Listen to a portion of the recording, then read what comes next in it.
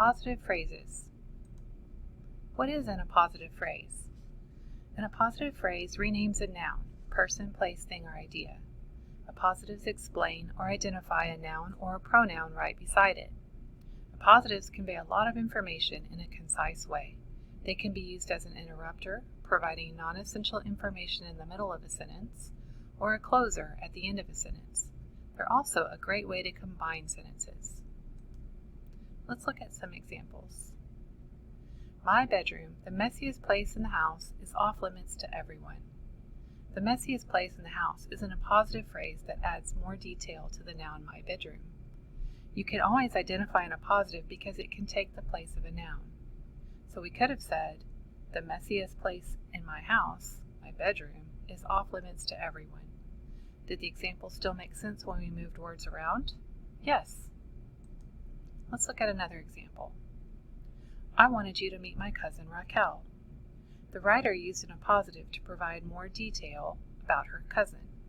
Let's see if we can switch it around again. I would like you to meet Raquel, my cousin. Does it make sense? Yes. One more example. I didn't finish my English homework, 5 chapters of reading, until after dinner.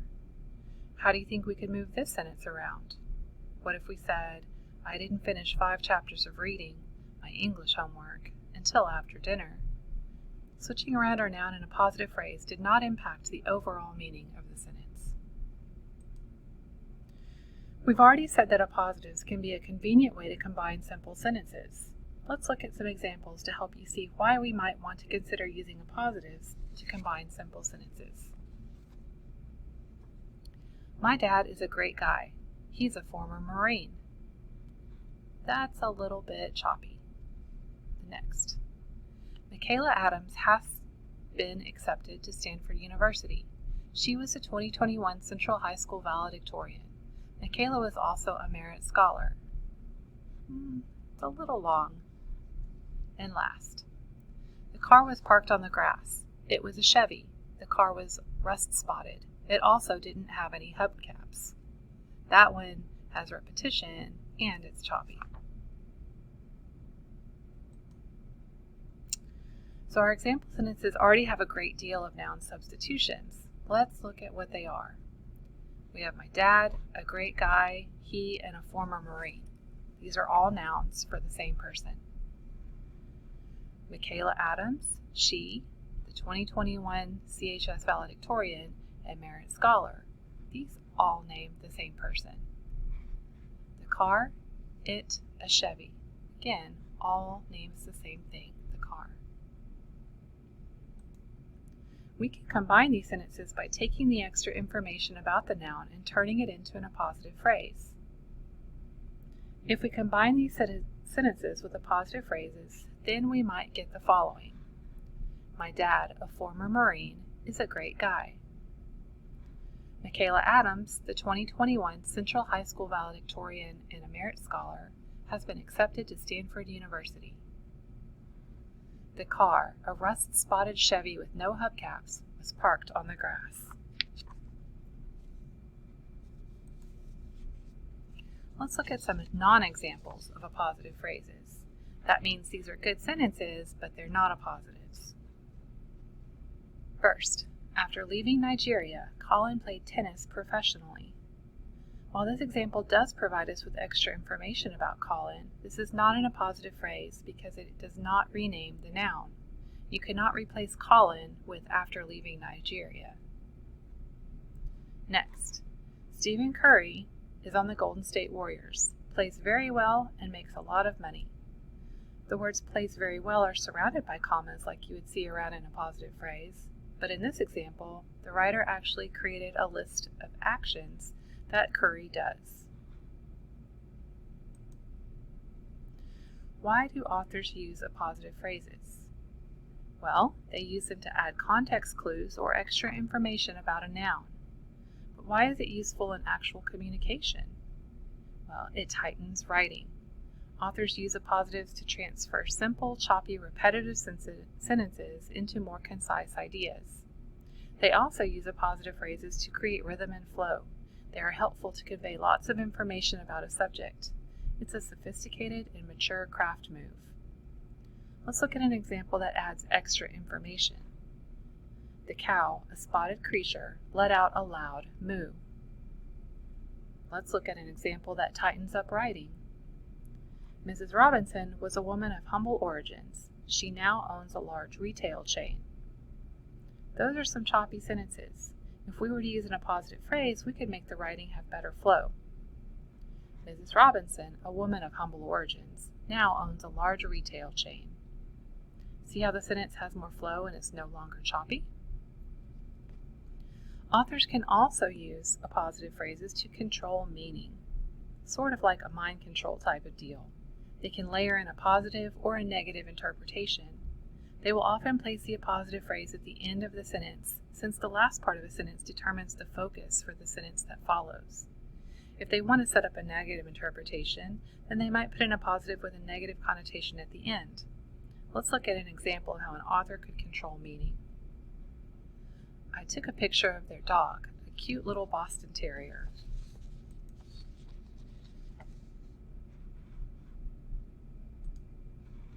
We can see here that the author is trying to convey a positive interpretation of the dog.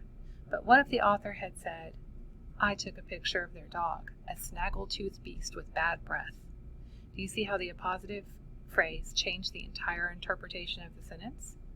You may be asking yourself which one of these is correct. The answer is both. It's all in the perception that the writer is trying to create. Appositives can be set apart with commas, dashes, or parentheses. Let's look at a comma example first. Mr. Yang, my teacher, Mr. Yang, is retiring this year. In this sentence, we are given specific information about which teacher is retiring. Notice how Mr. Yang is surrounded by commas. This means that we could take out the appositive phrase and the sentence would still make sense. My teacher is retiring this year. If we do not need the information, meaning the appositive is not required for the sentence to make sense, then we can use commas, dashes, or parentheses. Let's look at an example for dashes. Ronnie, my next-door neighbor, is moving to Arizona. We do not need the appositive for the sentence to make sense. Ronnie is moving to Arizona makes sense on its own. Let's look at one example that uses parentheses. Her daughter, an Olympic-trained swimmer, is taking her to Ireland this summer.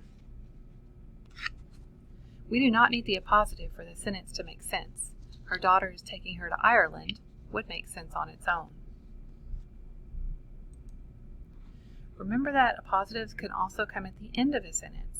Let's look at some examples with an appositive phrase at the end. For 2 years, Annie had been the lovely beauty queen, the prettiest girl in town. Annie was a kind soul, the sweetest of all of her siblings. If we need the information in the sentence in order for it to make sense, then we will not use punctuation because this means it's restrictive. Let's look at this example. The book Ready Player One is going to be made into a movie.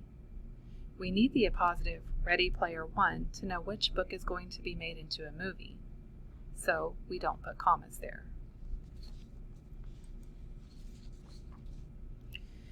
You will not see a separate Writing Star exam, but you will see revising and editing questions on your Reading Star. In this example, you are being asked the most effective way to combine 2 choppy sentences in the passage. In order to answer the question correctly, you must know how to use an appositive phrase as well as punctuate it appropriately. The correct answer, G, says, Maggie loved to visit with Captain Frank, a grizzled old sailor whose creaking joints had forced him to retire from a life at sea. Notice that a grizzled old sailor is the appositive that renames Captain Frank.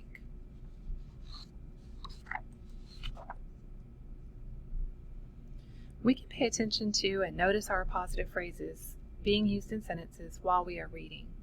Remember that authors will often use the appositive phrases in order to create more sophisticated and mature sentences that add detail for the reader. Let's look at an example from the book Night. Meyer Katz, a colossus, wore a child's pants, and Stern, a skinny little fellow, was floundering in a huge jacket. The author uses the appositive phrases a colossus and a skinny little fellow to create imagery and help the reader visualize these two characters. The descriptions highlight the contrast between their sizes. One is a colossus or giant, and the other is small and skinny. Let's look at another example from the science fiction novel Dune. Halleck was a continual amazement, a head full of songs, quotations, and flowery phrases. Here the author has used a dash to offset the appositive phrase, acting as a closer in this sentence. The author used the appositive a head full of songs, quotations, and flowery phrases to emphasize the characterization of Halleck. The Reading Star test might not ask you specifically about appositive phrases. However, you will be better prepared to answer questions when you understand the author's purpose for using them. In this star question example, you are asked to select the best summary sentence. The correct answer choice, is A. Notice that the summary includes an appositive, a retired biologist, in order to give clear information in a concise manner without having to write another choppy sentence.